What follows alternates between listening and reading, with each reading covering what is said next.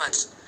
खाजगी शाळा शिक्षक संघाच्या महिला पदाधिकारी यांनी खदिजाबाई उर्दू गर्ल्स हायस्कूल कामठी नागपूर, मुख्याध्यापिका रफिजा शहनाज यांनी शिक्षणाधिकारी प्राथमिक यांच्याकडे प्रलंबित प्रकरणे निकाली काढण्यासाठी खाजगी शाळा शिक्षक संघास सहकार्य केले व शिक्षणाधिकारी यांच्या कार्यालयातील भ्रष्टाचार बैठकीत हिमतीने सांगून खाजगी शाळा शिक्षक संघाच्या पदाधिकाऱ्यांना सहकार्य केले.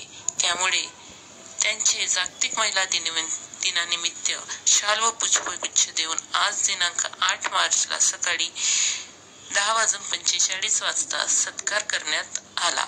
यावेळी प्रामुख्याने विद्या मोरे घोष, ज्योती सूर्यवंशी, दीपिका हिडव चोरते, नेहा मांढरे, शहिना परवीन, तनुश्री रंगाडी, खाजगी शाळा शिक्षक संघाचे अध्यक्ष प्रमोद रेवतकर व मोहन परसोडकर उपस्थित होते.